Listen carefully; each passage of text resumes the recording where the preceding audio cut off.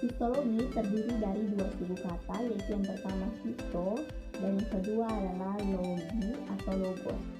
Histo mempunyai arti jaringan atau anyaman, dan logos mempunyai arti ilmu pengetahuan. Maka dari itu, pengertian dari histologi adalah ilmu yang mempelajari tentang struktur jaringan secara detail menggunakan mikroskop pada sediaan jaringan yang dipotong tipis. Mengapa pada materi histologi kita sering menggunakan mikroskop? Karena pada materi histologi kita sering mengamati jaringan, di mana jaringan ini mempunyai ukuran yang sangat kecil atau mikroskopis. Histologi juga merupakan salah satu cabang dari biologi. Satu fakta yang perlu kalian ketahui bahwa histologi berkembang bersama dengan berkembangnya mikroskop. Setelah teman-teman mengetahui pengertian dari histologi, pasti teman-teman muncul pertanyaan, apa itu jaringan atau apa sih jaringan itu? Jaringan adalah kumpulan sel yang memiliki bentuk dan fungsi yang sama. Terus, bagaimana jaringan tumbuhan bisa terbentuk? Jaringan tumbuhan terbentuk apabila sel-sel yang berkumpul adalah sel tumbuhan. Karena seperti pengertian jaringan tadi bahwa kumpulan sel yang memiliki bentuk dan fungsi yang sama. Oleh karena itu, jaringan tumbuhan yang terbentuk apabila sel-sel yang berkumpul pada suatu daerah atau pada suatu tempat adalah sel-sel tumbuhan. Begitulah cara terbentuknya jaringan tumbuhan. Jaringan tumbuhan mempunyai 6 jenis jaringan. Yang pertama jaringan meristem, yang kedua jaringan parenkim, yang ketiga jaringan kolenkim, yang keempat jaringan sklerenkim, yang kelima jaringan vaskular. Jaringan vaskular terdiri dari dua bagian, yaitu xilem dan floem. Dan jaringan yang keenam adalah jaringan epidermis. Kita akan mulai dengan jaringan meristem. Jaringan meristem adalah daerah lokal pembelahan sel atau jaringan yang berada pada tanaman yang memungkinkan tanaman untuk tetap tumbuh dengan cara sel-sel terus membelah secara mitosis dan menyebabkan tanaman tumbuh atau adanya pertumbuhan pada tanaman tersebut. Sifat dari jaringan meristem itu sendiri adalah 1. Aktif membelah karena pada jaringan meristem masih memiliki sel yang aktif. Yang kedua, dinding sel dari jaringan meristem adalah dinding sel tipis dan elastis. Yang ketiga, nukleus besar terletak pada tengah jaringan meristem. Yang keempat, sitoplasma penuh atau belum ada. Dan yang terakhir adalah jarang mempunyai ruangan tersel. Dalam jaringan meristem ini, pada kali ini kita akan membahas dua bagian dari jaringan meristem, yaitu yang pertama jaringan meristem apikal dan yang kedua adalah jaringan meristem lateral. Jaringan meristem apikal terdapat pada ujung akar dan pucuk yang sedang tumbuh, dan jaringan meristem lateral terdapat pada kambium yang terletak antara xilem dan floem. Ini merupakan gambar dari meristem apikal.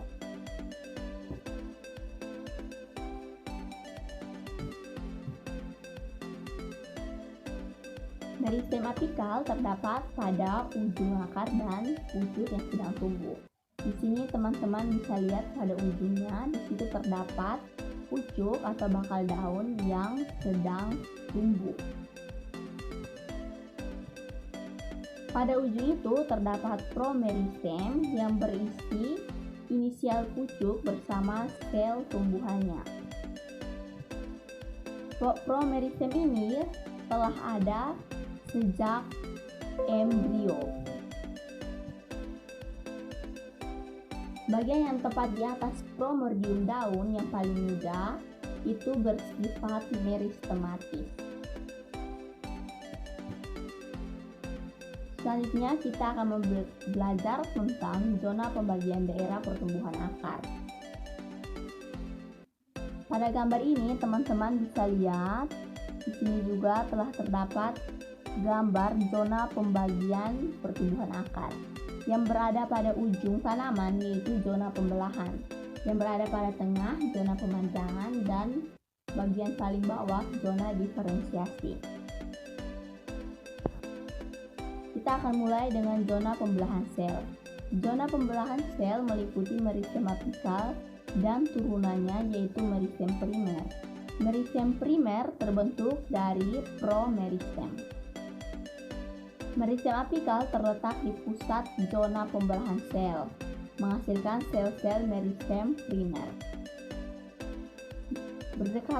Berdekatan dengan pusat meristem apikal, terdapat pusat tenang, yaitu populasi sel-sel yang membelah lebih lambat dibandingkan dengan sel-sel meristematik lainnya. Setelah beberapa generasi pembelahan sel melambat, sel-sel akar sekitar 0,1 mm dari ujung mulai membelah lebih cepat. Pembelahan sel berangsur-angsur melambat lagi sekitar 0,4 mm dari ujung akar. Selain sel-sel ini dapat berfungsi sebagai suatu cadangan yang dapat digunakan untuk memulihkan meristem jika terjadi kerusakan. Hal tersebut dikarenakan sel-sel di pusat tenang relatif sangat resisten terhadap kerusakan akibat radiasi dan zat kimia beracun. Yang kedua adalah zona pemanjangan atau elongasi. Zona pemanjangan atau elongasi adalah daerah di mana sel-sel mengalami pemanjangan dan pembentangan.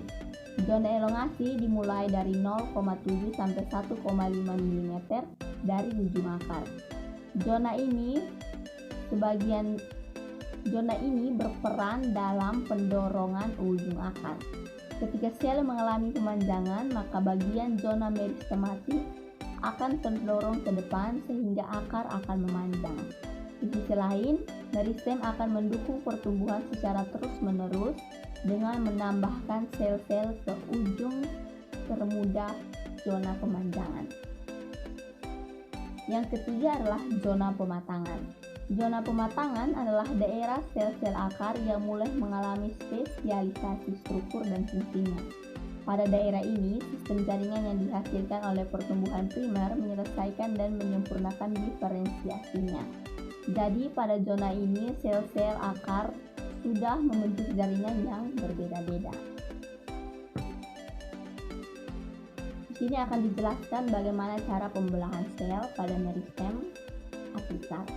Pembelahan sel yang cepat terjadi di zona meristematik yang berada pada ujung. Setiap sel epidermis membelah sekitar 5-6 kali untuk menghasilkan sel-sel baru. Setelah keluar dari zona meristematik, sel-sel akar kemudian berhenti membelah dan masuk pada zona elongasi dan sel memanjang ke arah pertumbuhan akar. Ketika proses pemanjangan sel berhenti, akar akan muncul dari epidermis. Akar yang muncul dari epidermis disebut derivat epidermis, karena akar yang muncul dari epidermis merupakan tonjolan dari epidermis itu sendiri.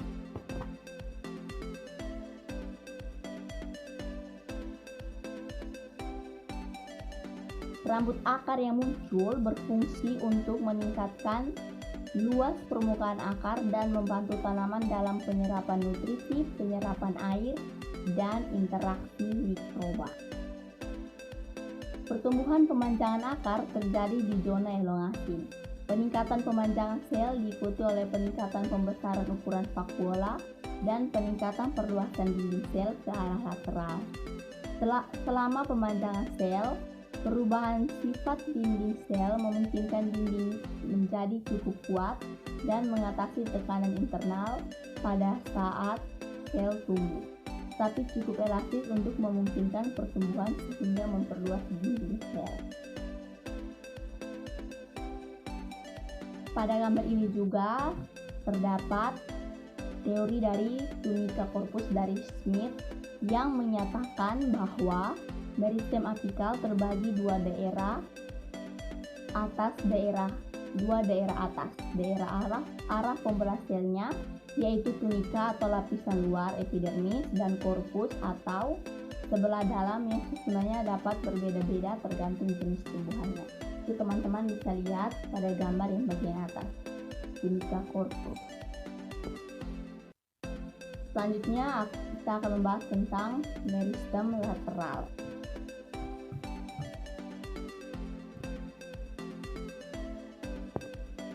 Meristem lateral atau meristem samping merupakan jaringan meristem yang letaknya sejajar dengan lingkaran organ tempat dijumpainya meristem lateral, dan ini adalah meristem sebagai penghasil pertumbuhan sekunder.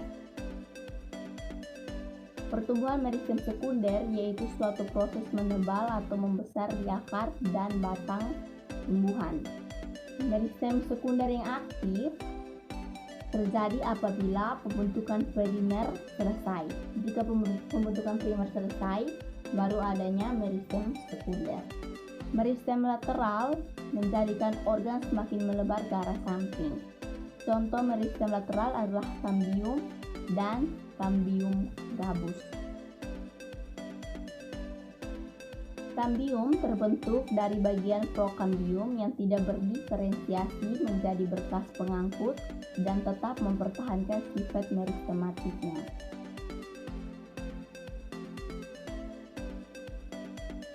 Kambium gabus menjadi penghasil lapisan pelindung yang disebut lapisan periderm atau gabus.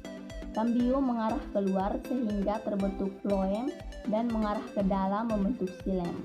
Sedangkan kambium gabus mengarah keluar membentuk velem dan mengarah ke dalam membentuk veloderm.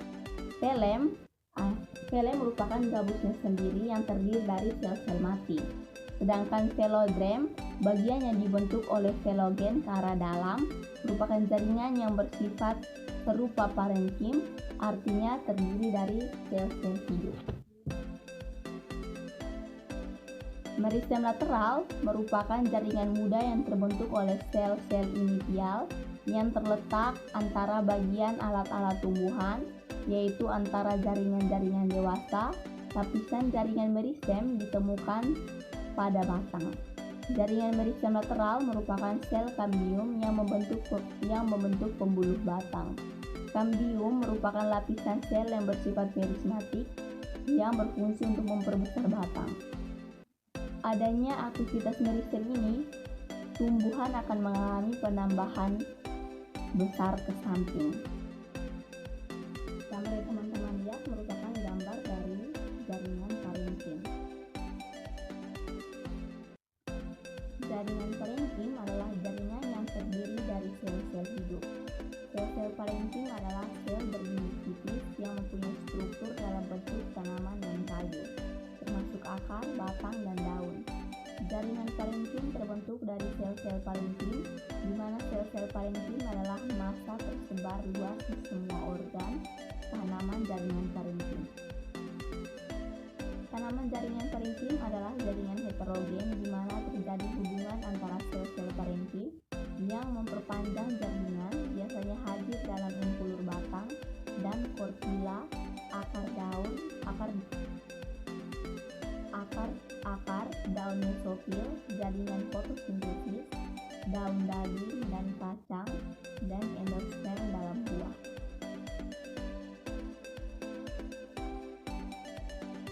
Jaringan parenkim umumnya menunjukkan pada suatu jaringan yang kekhususannya relatif kecil dan mempunyai fungsi fisiologi yang sangat beragam dalam tumbuhan. Jaringan parenkim ditemukan pada semua organ di semua bagian, yaitu pada korteks, empulur, jari-jari empulur, vesikel, endosperm, floem, dan xilem.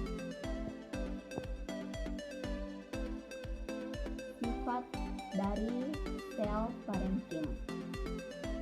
Yang pertama, selnya hidup dan berdinding tipis serta berukuran besar. Yang kedua, memiliki ruang antar sel sehingga letaknya tidak terlalu padat. Yang ketiga, berbentuk segi enam. Ada juga yang berbentuk polihedral, yaitu memiliki 14 sisi, atau isodiometris, atau membulat, memanjang seperti bintang, atau berlipat. Lalu teman-teman bisa bentuknya pada gambar berikut. Ada yang bulat, ada yang polihedral, yang memiliki 14 sisi, ada yang membulat, ada yang memanjang seperti bintang, atau ada yang berlipat. Yang keempat, memiliki banyak vakuola. Vakuola di sini teman-teman bisa lihat bulatan-bulatan besar pada gambar itu merupakan vakuola, dan dalam vakuola biasanya terisi banyak air. Yang kelima yaitu mempunyai sifat meristematik.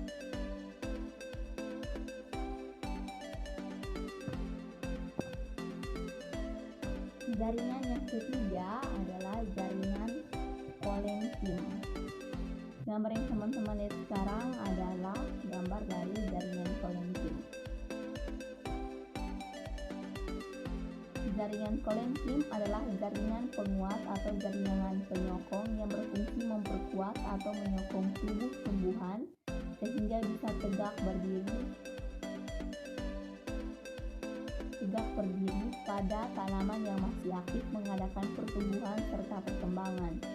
Sifat jaringan kolenkim umumnya kaku dan sel-selnya masih aktif melakukan metabolisme karena merupakan sel hidup yang letak jaringan kolenkim ada di bawah epidermis. Kolenkim terdiri atas sel-sel berdinding tebal sehingga jaringan penyokong dan sebagai jaringan penyokong dan sangat berhubungan erat dengan parenkim.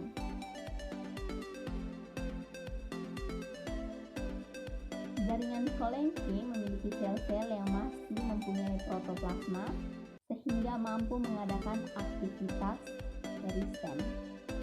Kolenkim terdapat langsung di bawah atau dekat permukaan batang muda dan tangkai daun muda, juga sepanjang vena utama daun sejati. Ciri-ciri kolenkim yang pertama berbentuk memanjang dan sejajar dengan pusat organ yang ditempati. Yang kedua, dinding selnya tidak mengandung lignin tapi mengandung pektin, selulosa, dan hemiselulosa. Itu mengapa sel kolenkim merupakan sel-sel berdinding tebal, karena dia tidak mengandung lignin tetapi mengandung pektin, selulosa, dan hemiselulosa. Yang ketiga, beberapa sel kolenkim memiliki kloroplas sehingga juga dapat berfungsi menunjang fotosintesis. Yang keempat, pada dinding sel kolenkim biasanya mengalami penebalan setempat. Yang kelima, bekerja pada organ yang masih aktif. Ini merupakan gambar dari jaringan kolenkim. Sel kolenkim memanjang ke arah poros sepanjang organ tempatnya berada, ditandai oleh adanya sel primer yang tebal dan berlignin. Namun demikian, penebalan tidak merata pada seluruh dinding sel. Ini teman-teman bisa lihat pada gambar yang berwarna hijau, penebalannya tidak merata pada seluruh dinding sel. Terdapat beberapa distribusi penebalan dinding kolenkim, yaitu yang pertama, kolenkim angular atau kolenkim sudut. Penebalan dinding terdapat pada sudut sel dan memanjang mengikuti sudut sel. Ini teman-teman bisa lihat pada gambar yang berwarna hijau. Penebalan dinding terdapat pada sudut sel dan memanjang mengikuti sudut sel. Yang kedua, kolenkim lameral atau kolenkima lempeng. Penebalan dinding sel terutama pada dinding tangensial atau sejajar permukaan organ sehingga pada irisan melintang terlihat seperti papan yang berderet. Yang ketiga, kolenkim tubular atau lakunar. Penebalan terdapat pada bagian gigi sel yang menghadap ruang antar sel. Itu pada gambar yang berwarna hitam. Yang keempat, kolenkim tipe cincin. Pada penampang lintang lumen, sel berbentuk lingkaran atau seperti lingkaran. Pada waktu menjelang dewasa terlihat bahwa karena ada tipe sudut penebalan bersambungan pada dinding sel, maka lumen tidak menyudut lagi. Jadi kita lihat pada gambar yang berwarna hijau.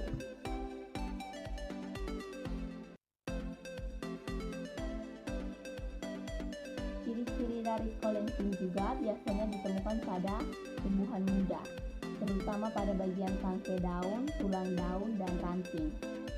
Dan juga cirinya yaitu antara selnya rapat sehingga ruang kosong yang tersedia sangat kecil. Teman-teman bisa lihat pada gambar berikut bahwa ruang kosong yang tersedia sangat kecil karena sel-selnya agak rapat satu sama lainnya. Yang berikutnya, selnya mengandung protoplasma. Yang berikut, memiliki vakuola yang berukuran besar dan menonjol karena berisi sekretori. Di sekitar vakuola terdapat sitoplasma granular dan pada bagian tengah vakuola terdapat inti sel dan nukleus. Sekali lagi, vakuola merupakan bulatan yang berada pada jaringan tersebut. Jaringan yang keempat adalah sklerenkim. Gambar yang teman-teman lihat adalah gambar dari jaringan sklerenkim. Jaringan sklerenkim adalah jaringan yang terdiri dari sel dengan dinding sekunder yang tebal yang dapat berlignin atau tidak. Fungsi utama sklerenkim adalah penyokong dan kadang-kadang juga pelindung. Sel sklerenkim memiliki sifat kenyal atau elastis, tidak seperti kolenkim yang memiliki sifat. Jaringan sklerenkim merupakan jaringan penyokong yang terdapat pada organ tubuh-tubuhan yang telah dewasa. Jaringan sklerenkim tersusun oleh sel-sel mati yang seluruh bagian dindingnya mengalami penebalan sehingga kuat. Sel-selnya lebih kaku daripada sel kolenkim. Sel sklerenkim tidak dapat memanjang atau plastis.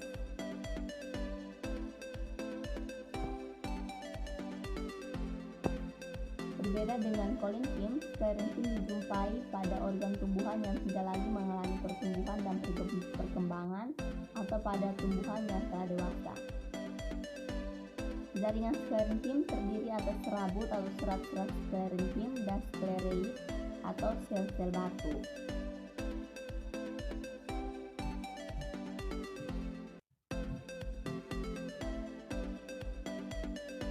Sklerenkim berfungsi untuk menghadapi segala tekanan sehingga dapat melindungi jaringan-jaringan yang lebih lemah. Sklerenkim tidak mengandung protoplas sehingga sel-selnya telah mati. Dinding selnya tebal karena mengandung penebalan sekunder sebelumnya yang terdiri atas zat lignin.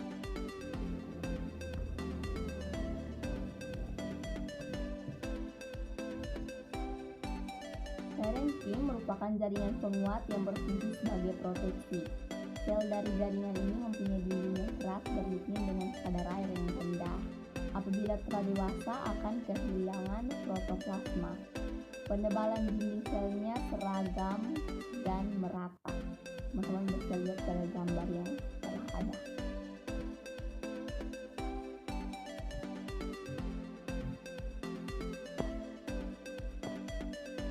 Ciri-ciri dari sklerenkim yaitu yang pertama, sel-selnya telah mati dengan dinding sel yang tebal. Yang kedua, dinding sekunder yang tebal umumnya terdiri dari zat lignin. Yang ketiga, bersifat kenyal pada umumnya tidak lagi mengandung kloroplas. Yang keempat, sel-selnya lebih kaku daripada kolenkim. Sel sklerenkim tidak dapat memanjang. Dan yang kelima adalah jaringan vaskular. Tadi sudah dijelaskan bahwa jaringan vaskular dibagi menjadi dua, yaitu xilem dan phloem.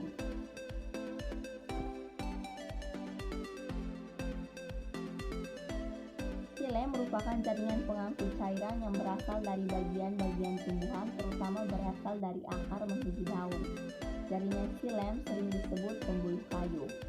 Phloem merupakan jaringan pengangkut hasil fotosintesis atau gula sukrosa yang berasal dari daun menuju bagian-bagian tumbuhan yang lain. Jaringan phloem sering disebut pembuluh kayu. Xilem dan phloem sendiri adalah dua jaringan yang berbeda yang memiliki fungsinya masing-masing. Sekali lagi, xilem berperan sebagai pengangkut air dan zat hara dari akar menuju daun, sedangkan phloem merupakan jaringan pengangkut untuk menyalurkan hasil fotosintesis ke seluruh bagian tumbuhan.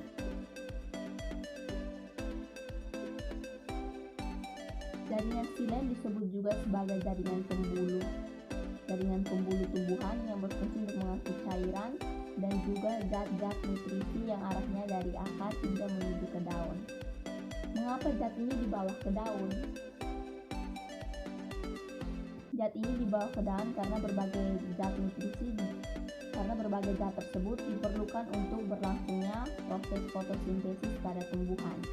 Hal ini didukung oleh karakteristik jaringan xilem yang tersusun dari zat lignin yang berkayu. Sifatnya yang berkayu juga menjadikan jaringan ini sekaligus sebagai jaringan penguat. Itu mengapa zat-zat yang dibawa oleh xilem selalu dibawa ke daun.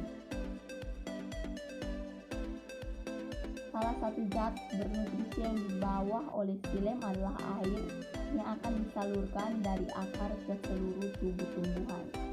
Air diperlukan sebagai kebutuhan dasar bagi setiap organ dalam tubuh tumbuhan. Jika jaringan xilem ini tidak bisa menyalurkan kebutuhan air dengan baik, maka bisa mengancam kelangsungan tumbuhan tersebut dalam bertahan hidup. Jaringan xilem sebagai salah satu bagian dalam tubuh tumbuhan dapat juga digunakan sebagai tempat cadangan makanan.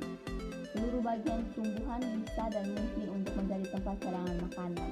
Pada beberapa tumbuhan, xilem merupakan tempat cadangan zat tepung bagi tumbuhan. Yang berikut floem. Floem sebagai pendamping dari xilem juga berperan sebagai jaringan pengangkut pada tumbuhan. Floem memiliki fungsi yang sedikit berbeda dengan pembuluh xilem.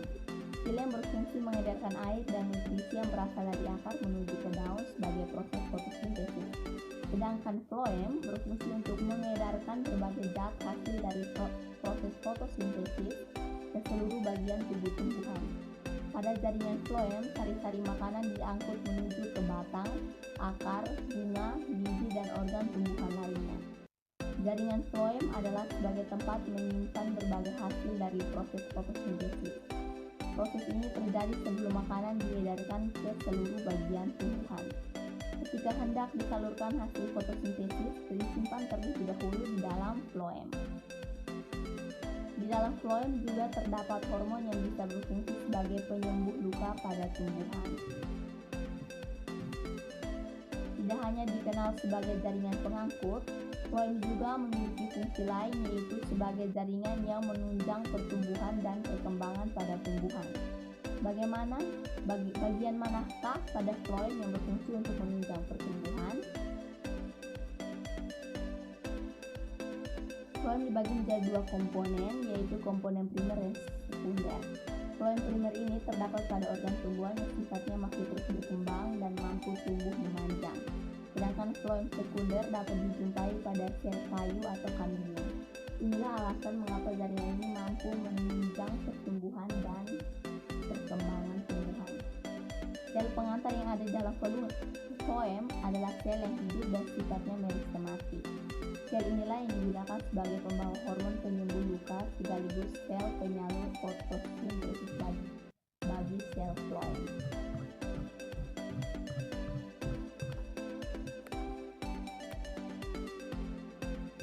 Perbedaan dari xilem dan floem. Yang pertama,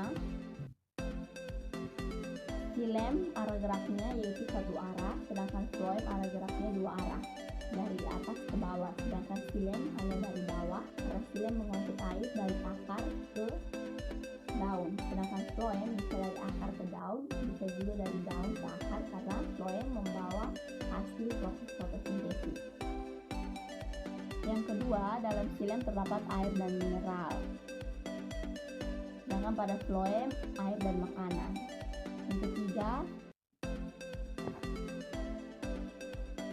sel tidak memiliki dinding pembatas, sedangkan pada floem sel memiliki dinding pembatas yang berpori. Dinding pembatas pada floem itu gambar yang berwarna hijau yang seperti buku-buku pada bangku. Xilem memiliki dinding tebal kaku karena mengandung lignin. Perbedaan selanjutnya terdapat pada lokasi. Lokasi xilem berada di dalam tumbuhan, yaitu tepat di bagian tengah vaskular pada akar, batang, dan daun. Sedangkan floem berada di sisi luar vaskular pada akar, batang, daun, buah, dan biji. Perbedaan selanjutnya pada sel penyusunnya. Sel penyusun jaringan xilem terdiri atas pembuluh xilem, serat yang panjang dan kuat, serta traklit. Jaringan xilem tersusun atas sel-sel mati dengan dinding sel yang tebal sehingga parenkim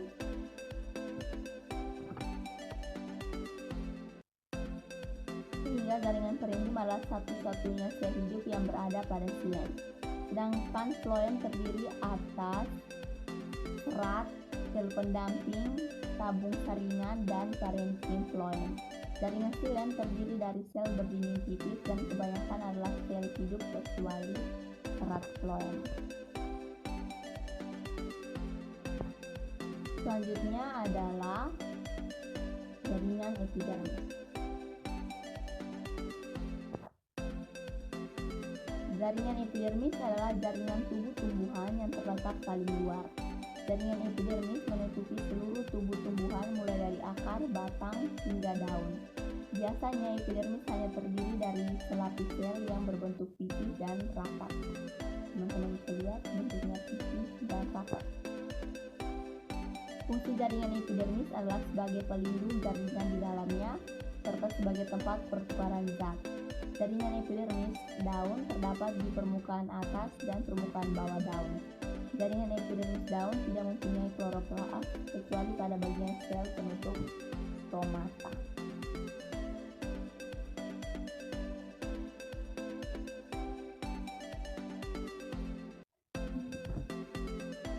Bentuk, ukuran, susunan, dan fungsi sel epidermis berbeda-beda pada berbagai jenis organ tumbuhan.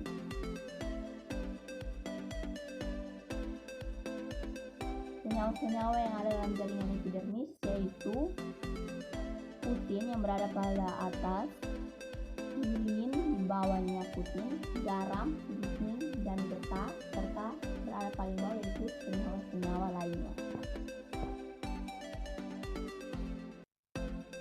Epidermis berfungsi sebagai pelindung terhadap hilangnya air karena penguapan atau membatasi transpirasi. Epidermis juga berfungsi melindungi kerusakan mekanik, misalnya diinjak-injak, berfungsi untuk melindungi perubahan temperatur dan hilangnya zat makanan karena adanya angin, hujan, dan lain-lain. Epidermis biasanya terdiri dari satu lapisan sel, tapi pada beberapa tumbuhan sel protoderm pada daun membelah dengan bidang pembelahan sejajar dengan permukaan dan terutamanya membelah lagi sehingga terjadi epidermis berlapis banyak. Sebagian besar terdiri dari sel-sel yang tidak terspesialisasi. Bentuk, ukuran, susunan sel epidermis berbeda-beda pada berbagai jenis tumbuhan, tapi semuanya rapat satu sama lain.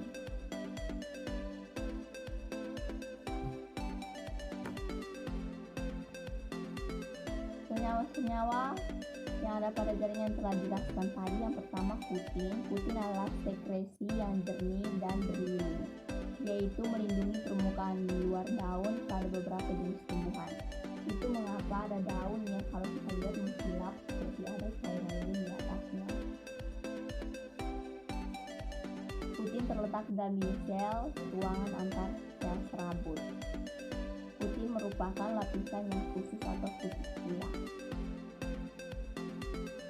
Lilin, senyawa yang kedua adalah lilin. Timbunan lilin terjadi dalam bentuk butiran-butiran, disimpan juga dalam bentuk peti atau sisik, contohnya pada buah apel atau tanaman kubis. Ini membuat terlihat mengkilap. Yang ketiga adalah garam. Penimbunan garam dalam bentuk kristal, letaknya permukaan kutikula dalam dinding sel epidermis. Yang terakhir adalah litin. Dinding epidermis yang berlitin terdapat pada vertex. Ini teman-teman bisa lihat.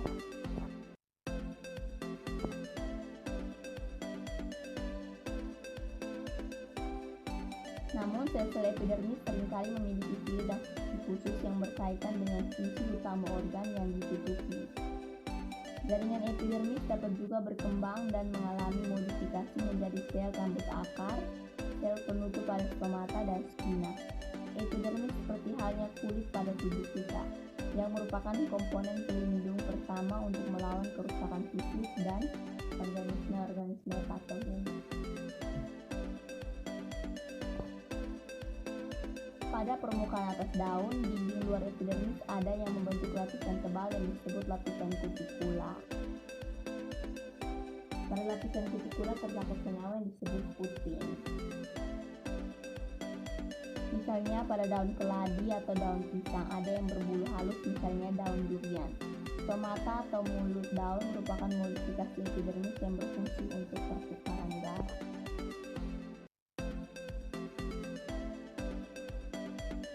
Epidermis batang ada yang membentuk lapisan tebal atau lapisan kutikula atau membentuk rambut atau trikoma sebagai alat perlindungan. Jaringan epidermis akar ada yang menjadi rambut akar. Rambut akar berfungsi menyerap air dan darah mineral. Ciri-ciri dari jaringan epidermis yaitu yang pertama, tersusun dari sel-sel hidup. Yang kedua, terdiri atas satu lapisan sel tunggal. Yang ketiga, beragam bentuk, ukuran, dan susunannya, tetapi biasanya tersusun rapat, tidak ada ruang antar sel. Yang keempat, tidak memiliki klorofil. Yang kelima, dinding sel jaringan epidermis bagian luar yang berbatasan dengan udara mengalami penebalan, sedangkan dinding sel jaringan epidermis bagian dalam yang berbatasan dengan jaringan lain dinding selnya tidak. Dinding selnya tetap tipis. Sekian dari materi hari ini. Semoga apa yang telah disampaikan dapat bermanfaat bagi teman-teman semua.